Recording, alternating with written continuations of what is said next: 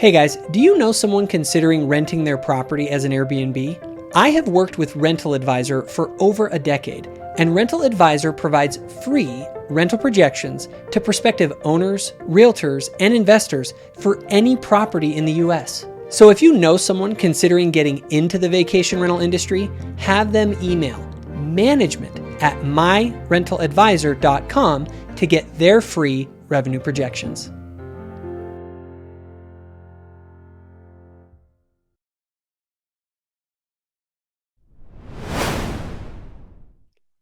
Personally, I have a very, very hard time with, you can create your own meaning in life in the sense that you have your own goals and your own desires and your own preferences and things like that. Mhm. But when people like Hayden or others, and Hayden, correct me if I'm wrong, are talking about meaning, it's finding any bigger meaning than just, I'm an animal, I've evolved this way, I'm ultimately controlled, not even by, I am a chemical reaction playing itself out on Mhm. some random place in the cosmos. I'll play myself out, I'll die, and that's the whole thing. And so I don't think, like, I've pondered a lot about that. Mhm. Um, and one of the issues that I have with it is that I'm a believer that even if I didn't believe the in my faith or in the church, I would believe that we live in a fundamentally fallen world. It's unfair. It's full of suffering. Like, everyone I love could die tomorrow. By random chance, I live in a time when it's actually fairly decent to live, Yeah, unlike yeah, most of human history. And I yeah. look around and I go, you know, on a macro level, it's kind of like, I use this analogy. If the train to Auschwitz, if I'm on a car that's actually serving good food and we're all kind of enjoying ourselves, it's like, okay, cool. Yay for me. But I'm still on the train to Auschwitz. This Right. isn't worth it. This is actually horrible. And in Yeah. fact, the fact that I'm on the train to Auschwitz enjoying good food while everyone else in history has suffered and there's all sorts of injustice, it's like I become extremely nihilistic because I believe that the world without redemption is merely a world of a fall. And I just don't know how. I guess my thing is I have a hard time finding other philosophies out there outside of theism that provide a solution to that problem, because I think you can't escape the fall. And Mhm. so the only hope is in redemption. Um, yeah, so I hear what you're saying. Do you have a favorite? This is gonna seem like a weird left turn, but do you have, like, a favorite song or a favorite music artist that you like to listen to? I love Weezer. Okay. So, like, what's a Weezer song that you'll just put on and enjoy? Oh, of course. The first one ever. My Name is Jonas, man. Okay, okay, yes. Rivers W Cuomo has been killing it since 1990. He's still killing it. Like, this guy is a legend. I'm sorry. which okay, so quick sidetrack because you brought up Weezer. He did an interview with Pete Holmes on Pete Holmes' podcast, and it's awesome. You should listen to it. Oh, I'll have to check it It's out. called "You Made It Weird," and all of his episodes get great. But sorry, I didn't mean to sidetrack. No, that's So, great. you love "My Name Is Jonas." You play the song. What's the point, man? It's just gonna end. What's So the no, point of the song? that's the and that is, it's sort of like, again, on the micro level, I totally get what you're saying. Right, I'm in the train to Auschwitz. I had a good cheeseburger. right. Man, that was pretty nice. It's like, Do yeah, the train is going to Auschwitz and most people are going to suffer, but you had that burger. Right. No, so I think the issue that, and this is nitpicking the analogy, so I don't mean to do that, but what, and I know that there are bad things going on in the world, but are we really on the train to Auschwitz? Like, So are I'm we? yes. I think when you look at the totality of suffering in the world, and I don't mean just suffering. What I really mean is the perverse injustice of life. And I don't mean just human life. I mean, life. Do you know how many animals die of starvation and disease in the wild every single day? Right. Like a Right. death that you would shudder to, all the little, like my dad, for instance, we're involved in wildlife stuff. And he studied some of the biological systems in the state of Nevada. And he was finding out about the number of like bobcat kittens that are born to a female each year. And what's funny is like each female has like, I don't know, it's like something like 4 or 5 kittens in each litter every couple years or whatever. But the population never really grows that much. The population should explode by like 5, Right. 6 times, but it doesn't. And what that means is that literally those kittens and enormous numbers of those animals starve to death or suffer immensely until they die. And when you reduce human beings to just another part of the animal kingdom, like, okay, well, why do you care about human suffering, but not all this other suffering? This thing becomes so perverse. It honestly is one of the reasons that people lose faith in God, because they look at how awful it is and they say, nope, that ain't no loving God. And so I actually agree with the atheists who point that out, who say there is no good, there is no evil. There is just, this is Richard Dawkins' famous quote, there is just blind, pitiless indifference. And I go, oh. Yeah. And then I feel guilty because I'm the one who's enjoying the cheeseburger on the train to Auschwitz. Right. Listening to My Name is Jonas. Right. So you're having a wonderful time on this train. Yeah. No, I hear you. I hear you.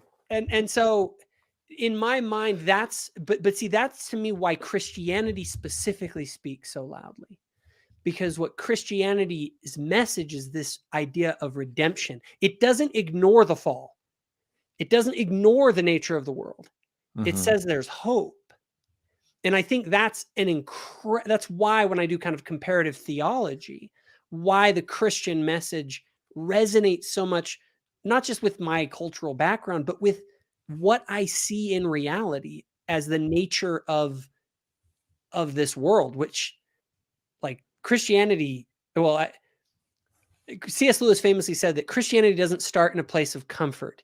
It ends in a place of comfort, but it actually begins in a place of discomfort as we recognize the nature of reality. And again, I think there are, absurdism and other sorts of philosophies that try and deal with it. I have a hard time getting around that. And I had a whole episode on this with the Midnight Mormons where I said, look, if I didn't believe in God, I'd be like, let's stop the train. Like, if we can find a way to bring the train slowly to a stop in a way that hurts less people, like, that's good. Like, let's go for zero population or something and just end it. And it's people are like, oh my gosh, that's so dark. But it's like, why keep the train rolling? So what do you, Cody? So some people can enjoy Weezer and a cheeseburger on one of the cars. Yeah. So Cody, what do you think? Because it sounds like there's a disagreement of purpose here.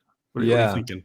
Well, so there were, I mean, there was a lot there, but there were 2 separate things that I want to address. The first one is, this all got brought up because we were talking about meaning, and you said, yeah, meaning is nice, but there's a higher meaning, if I'm understanding you correctly, that there needs to be a meaning outside of what's just going on inside of our brains. Yeah, well, I would say I would frame it as there's sort of macro meaning, like you inside the car eating the cheeseburger and listening to Weezer, and then but that is only one level of analysis that I think we take, because we also have to ask the question, not is our life worth it, but is life worth it? Right. And to some extent, that's a big paradigm change. When you start to say, yeah, I am enjoying this, but there is no bigger cause than me. Right. So in a sense that we're now talking about things that can't be falsified, because we can't go out into the world and pick up this thing called meaning that is outside of ourselves. We can't talk to, I assume, do you think that the meaning in our life comes from God? Where do you think that this higher meaning that you're talking So about comes I from? always struggle a little bit with what people mean by meaning, right? Right. In my mind, how do I best So describe in meaning? the let me reframe my question and Yeah, go ahead. and see if this helps. So you're talking about, is life valuable? Is there meaning to life itself? Not is there meaning to my life? Is there meaning to life itself? Yeah. Right? Does and first of all, I think Okay, I'll put it this way. meaning Here's is a the way to put it. neutral term. Does it have a relationship to an end or purpose? Because Okay. the meaning of a text has meaning if it's connected to something else, right? Right. So is the train, is life itself connected to anything, any sort of a telos, any sort of a purpose? Because Right. if it isn't, then it's just arbitrary happenstance. And it's also an arbitrary happenstance that happens to really suck. Yeah. And so it seems like the way that this train of thought, ironically now train of thought, nice. The way that this has to go is, if something's going to have a telos, then it has to have a person who something that gave it that telos. Things don't do, Yes. and Yeah. that thing would have to be God, right? So the argument backs up all the way to, there has to be a God that gave purpose to life. I would kind of argue that, at least from an LDS theological standpoint, we wouldn't say that. We would say, I would venture to say that there was purpose before God became God. Yeah. So it's baked into reality rather than. That's a good point, Hayden. And I think you and I have talked about this before, that well-being in and of itself is baked into reality. And as an intelligence or a sentient creature, whatever we want to say, Yeah. kind of the thing that experiences well-being or suffering, that is baked into reality itself. And so everything that we do, in my opinion, is ultimately geared towards that end. You can't escape it. It's just baked into reality. God himself, he has a purpose that he's bound by, which we would call eternal law, or we would call the nature of reality itself. And that with, like, literally baked into the nature of being is the desire for well-being, is the best way to sort of lay that out. Gets a little It's like esoteric. like reality exists without God, and reality does not exist without that idea. Is that fair to say? That's Like the way that's kind of the way I would frame it. Okay. Like that is reality. So And this is very much just so you know, from an atheistic Mhm. perspective, like Sam Harris, this is, I actually, much of this notion is developed by me reading and understanding what he's Right. saying, where he's saying there is sort of a telos, to some, he might not say it that way, but that we have an inherent desire to move away from suffering and towards well-being.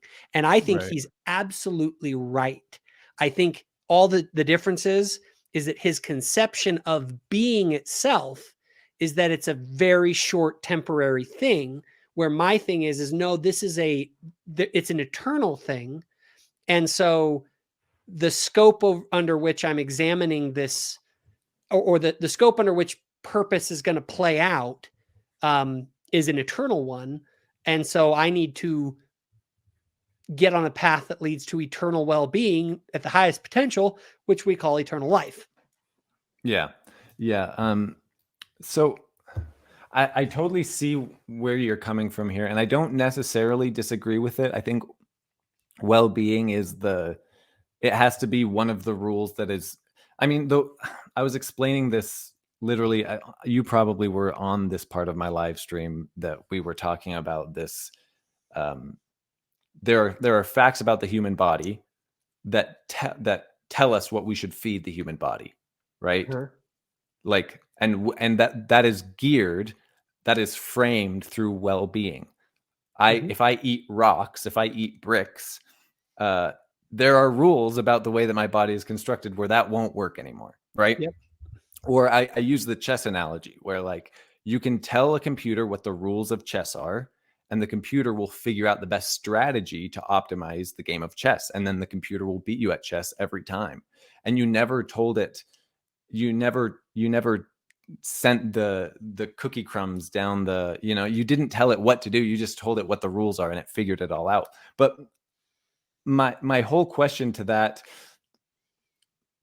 higher meaning, lower meaning, macro meaning, however we want to differentiate between those two things, is if a person, because we are people who are going to experience this subjectively.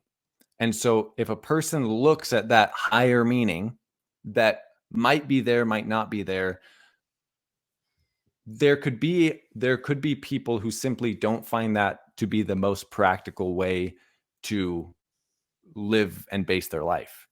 And Yeah. so the rubber hits the road as soon as people get involved. And I know that you would probably think that is evidence that we're fallen or something along those lines, or maybe you don't. But if it then has to be embodied and it has to be acted by a person, then in my opinion, whatever the most practical version of their meaning is, has to be the correct version of meaning, because these aren't things that we can go out and touch, right? Because they're not quantifiable, because we can't measure them or falsify them.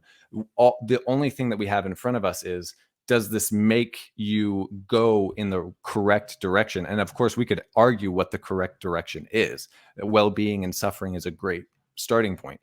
But if it has to go through a person who then has to act it, and they can't act it, it's like trying to explain calculus to a 5-year-old. It's like, I'm telling you all of the math. Why are you not getting this? And it's like, well, you have to meet them at their level. Yeah.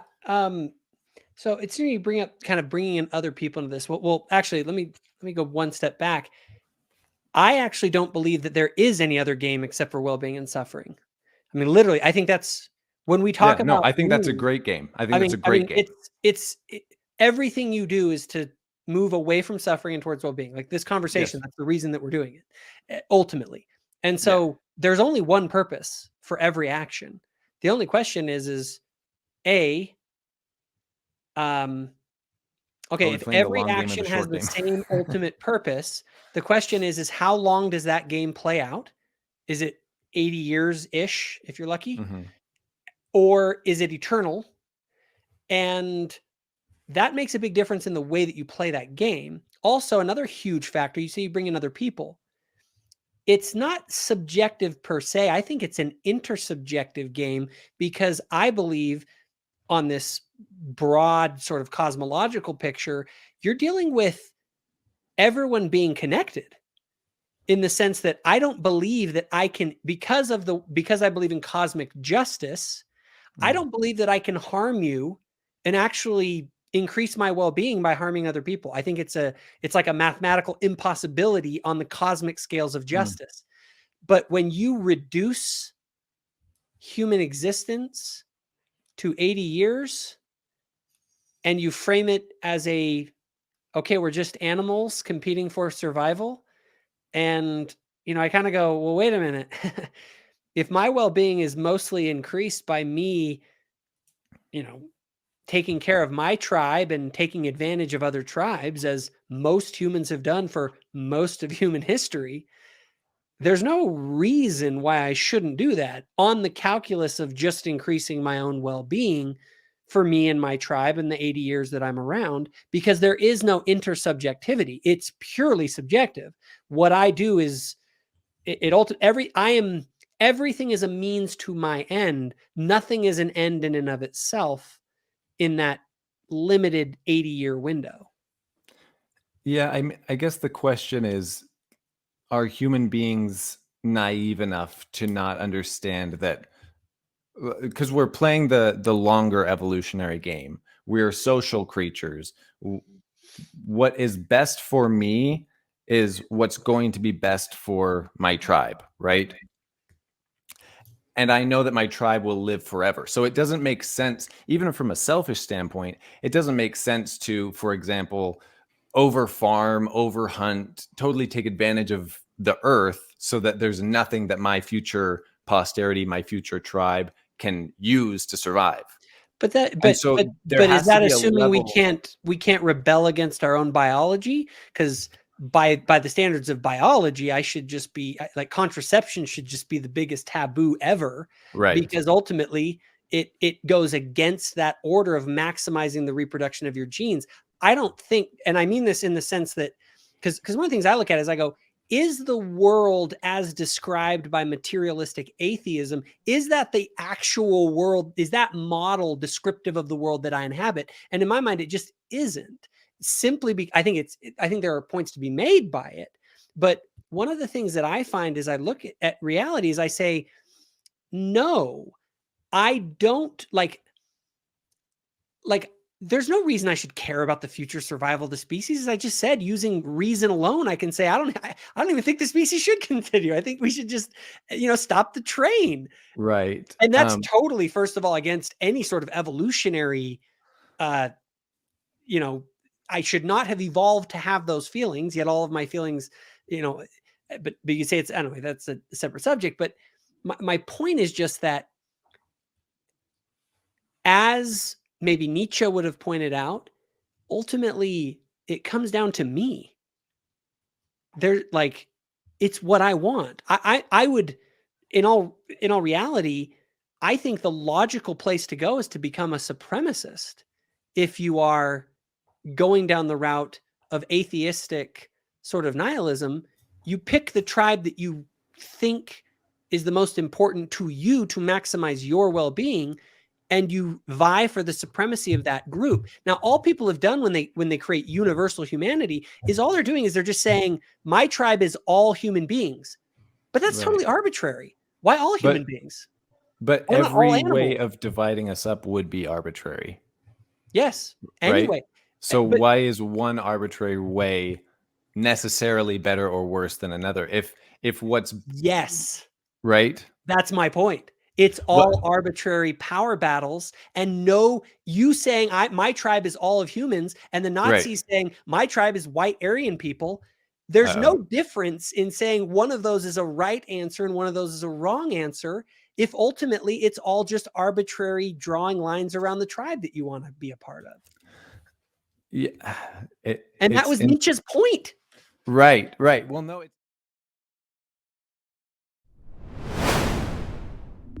So do you enjoy the content here on Thoughtful Faith?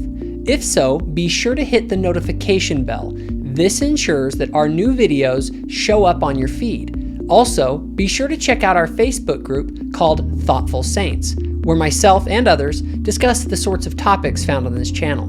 And lastly, if you think other people would benefit from this video, please be sure to share it.